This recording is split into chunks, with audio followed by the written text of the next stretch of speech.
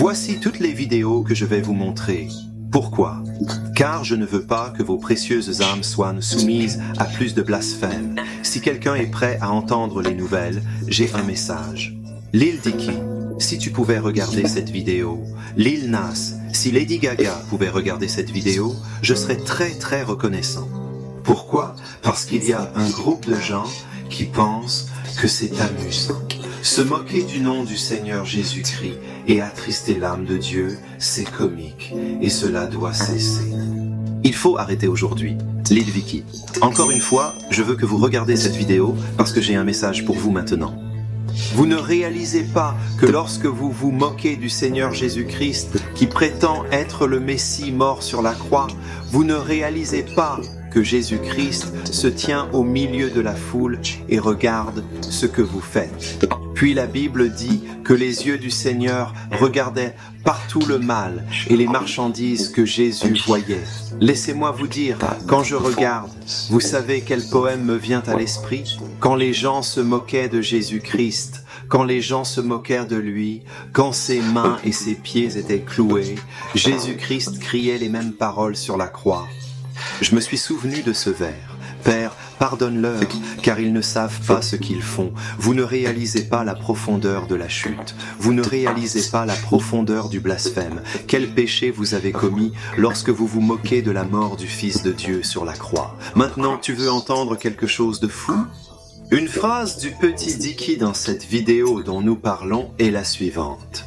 Le monde est trop sensible. En d'autres termes, je pense que le petit Dicky voulait être sarcastique sur Christiane en disant cela.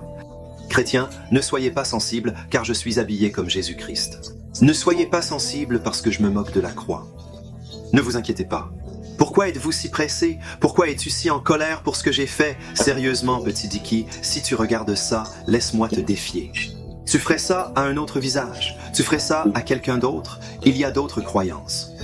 Pourquoi le monde, Hollywood, l'industrie musicale, pourquoi est-il particulièrement le christianisme?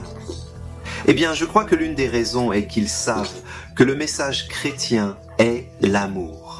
Peu importe ce que vous nous dites ou faites, nous vous aimons profondément, car nous avons un Sauveur qui nous aime. Dieu est amour. Mais je pense aussi que le diable veut se rapprocher du Seigneur Jésus-Christ. Il voulait le Fils de Dieu, quelqu'un qui n'était qu'une blague pour les pécheurs. C'est pourquoi tout Hollywood, toute l'industrie musicale aime se moquer de Jésus-Christ. Si vous faites une vidéo, si vous faites une chanson musicale sur Jésus-Christ et qui se moque de la Bible, vous pouvez en être sûr. Vous verrez le succès. Vous aurez beaucoup de points de vue. Vous aurez beaucoup de followers. Vous allez gagner beaucoup d'argent parce que le Dieu de ce monde a aveuglé les yeux des incroyants.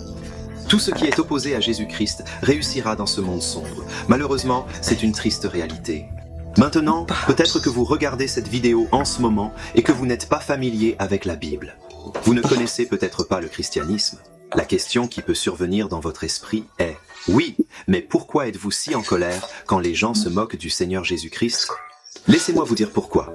En tant que chrétiens, nous ne sommes pas les personnes les plus influentes ou les plus riches au monde.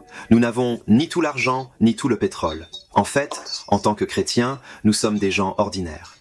Beaucoup d'entre nous, nous n'avons pas beaucoup de choses, mais il y a une chose que nous avons, et ce n'est pas quelque chose que nous chérissons avec nos vies. Qu'est-ce que je dis? Jésus-Christ, ce n'est pas un secret, mais maintenant que nous parlons d'Afghanistan, la situation est terrible et nécessite une attention prioritaire. Il y a beaucoup de gens qui meurent, ils ont peur, ils courent pour sauver leur vie. On m'a rappelé que maintenant en Afghanistan, il y a un vestige. Il y a maintenant un petit groupe de chrétiens là-bas. Honnêtement, ces chrétiens, ils ne savent pas s'ils seront vivants quand le soleil se couchera aujourd'hui. Ils ne savent pas s'ils auront demain. Ils n'ont ni la sécurité ni la tranquillité que vous et moi avons, ni la sécurité même dans leur maison. Beaucoup d'entre eux sont vraiment effrayés maintenant. Ces chrétiens ont une chose, et c'est Jésus-Christ.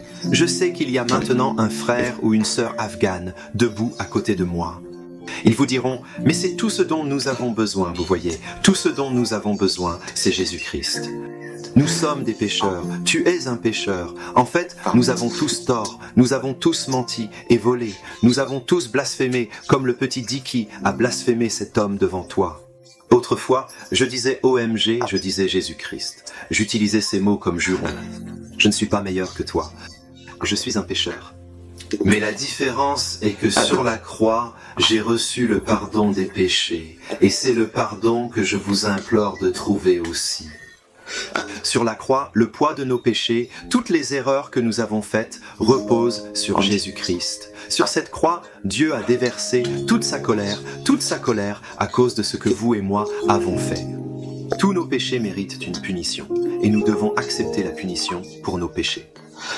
Jésus-Christ sur la croix a souffert et est mort là-bas et a reçu notre châtiment dans son corps. Il a assumé la responsabilité, si vous voulez, comme tout criminel mérite la punition et la souffrance pour ses crimes. Jésus-Christ a souffert sur la croix, un péché que vous et moi avons commis, mais il ne resta pas simplement sur la croix. Le troisième jour, Jésus-Christ fut enterré dans le sépulcre et ressuscité des morts. C'est si puissant car cela signifie que bien, vous pouvez prendre nos vies, vous pouvez vous moquer de nous, nous persécuter. Mais après notre mort, vous ne pouvez nous enlever l'espérance. Il y a de l'espoir après la mort, une vie au-delà. Encore une fois, s'il y a des incroyants qui regardent, qui n'ont aucun espoir après la mort, qui ne savent pas que Jésus est mort pour leurs péchés, je vous demande aujourd'hui de venir le savoir personnellement. Laissez-moi vous dire que lorsque nous pensons au sujet de la moquerie et de la moquerie des gens, il était un jeune homme, appelons-le Sean, et il a la trisomie de Down. Dans son école, les autres enfants se moquaient toujours de Sean à cause de son handicap. Un jour, le professeur m'a dit « Je veux que tu fasses une expérience. Je veux que tu sois dans les champs tout de suite. Je veux que tu ramènes tout ce que je t'ai donné qui te rappelle la résurrection de Jésus-Christ. » Alors le garçon et la fille sont partis. 1. Un petit garçon a ramené un papillon dans un pot, disant qu'il représentait une nouvelle vie. Une autre petite fille est revenue et lui a apporté une fleur, disant qu'elle représentait la beauté de la résurrection de Jésus-Christ d'entre les morts. Puis Sean est revenu et il a une boîte vide. Tous les petits garçons et les petites filles, ils riaient tous. Ils se sont moqués de Sean en disant que Sean ne l'avait pas fait bien. Sean n'a pas fait l'expérience correcte. Puis le professeur a regardé Sean et a dit « Sean, pourquoi n'as-tu qu'un pot vide ?» Sean s'est levé et a dit que parce que la tombe était vide, j'ai ramené un pot vide. Mes chers amis, en tant que chrétiens, nous avons de l'espoir parce que la tombe est vide. Toi et moi pouvons nous tenir près de nombreuses tombes dans cette vie, celle de Shakespeare, celle d'Elvis Presley, celle de Michael Jackson, mais le tombeau de Jésus-Christ est vide. C'est pourquoi nous avons de l'espoir en tant que chrétiens, parce que nous avons un sauveur ressuscité et que nous n'avons que Jésus. Donc quand vous vous moquez de lui, vous vous moquez de nous, et ça fait vraiment mal. C'est pourquoi je vous supplie aujourd'hui, arrêtez de vous moquer du Seigneur Jésus-Christ. Ce tendre Sauveur qui est mort sur la croix est venu. Mais permettez-moi de terminer avec ceci. Lil Dicky a en fait dit quelque chose de très très puissant, très vrai dans sa colère. Je cite « Suivez-moi ou vous serez damnés éternellement ». Voilà la vérité. Notre message est sérieux. Si vous ne suivez pas le Seigneur Jésus-Christ, vous serez maudits. Tu vas aller en enfer, petit Dicky. Sachez que si vous ne suivez pas le Seigneur Jésus-Christ, vous tomberez et vous passerez l'éternité en enfer. Mais ce n'est pas trop tard pour vous, ni trop tard pour quiconque écoute. Il y a de l'espoir et de l'amour dans le message de l'Évangile. Jésus-Christ vous aime assez pour mourir en versant son sang sur la croix.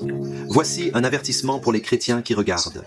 Si vous êtes croyant et que vous aimez le Seigneur Jésus-Christ, la mauvaise attitude de voir une vidéo comme Lil Nas X ou une vidéo comme celle que nous venons de regarder est d'être en colère, insultant. Maintenant, le message que nous recevons est d'amour et nous devons prier pour le petit Dicky. Nous devons prier pour la petite Nasa X. La Bible dit que vous voulez dire le mal pour moi, mais Dieu voulait dire le bien. Maintenant que j'ai l'occasion de prêcher l'évangile du Seigneur Jésus-Christ, j'espère que 100 000 personnes verront ce message et que les âmes seront sauvées. J'espère que les chrétiens pourront maintenant partager ce message et que la parole de Dieu se répandra. Donc peut-être que le petit Dicky est vraiment dans le mal, mais Dieu peut le rendre meilleur. Au nom du Christ, la glace peut être levée et plus d'âmes entreront dans le royaume de Dieu. Maintenant, si vous voulez voir la vidéo que j'ai faite sur le petit Nas, la réaction à la chanson de Montero, cliquez ici. Si vous n'êtes pas encore abonné à ce ministère, nous apprécions vraiment votre amitié. Considérez de vous abonner. Dieu vous bénisse. Merci de regarder.